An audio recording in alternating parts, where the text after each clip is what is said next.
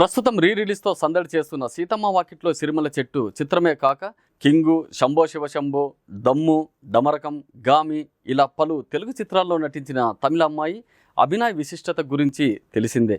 ఆమెకు మాటలు రావు, చెవులు కూడా సరిగా వినిపించవు. అయినా సరే ఆత్మవిశ్వాసం కోల్పోకుండా కష్టపడి నటిగా ఎదిగింది. ఆమె నటించిన చిత్రాల్లో తన నటనను చూస్తే తను మూగ అమ్మాయి అనే భావన రవ్వంతైనా కలగదు.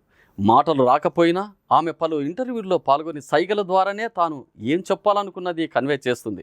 తమిళంతో పాటు తెలుగు, మలయాళంలోనూ పలు చిత్రాల్లో నటించి మెప్పించిన అభినయ తాజాగా ఒక స్వీట్ న్యూస్ చెప్పింది. తాను పెళ్లి చేసుకోబోతున్న విషయాన్ని వెల్లడించింది. తన చిన్ననాటి స్నేహితుడిని వివాహమాడబోతున్నానని, తమది 15 ఏళ్ల బంధమని ఆమె తెలిపింది.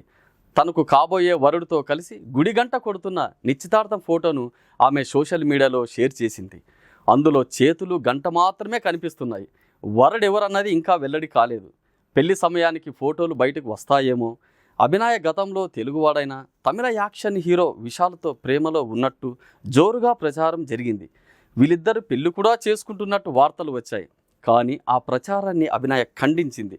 విశాల్ తనకు జస్ట్ ఫ్రెండ్ మాత్రమే అని క్లారిటీ ఇచ్చింది. అయినా మీడియాలో వీరి రిలేషన్షిప్ గురించి వార్తలు ఆగలేదు. అయితే ఇప్పుడు తన పెళ్లి గురించి సమాచారం ఇచ్చి ఆ ప్రచారానికి ఫుల్ స్టాప్ పెట్టేసింది. ఆమె కీలక పాత్ర పోషించిన మలయాళ చిత్రం పని బ్లాక్ బస్టర్ అయింది.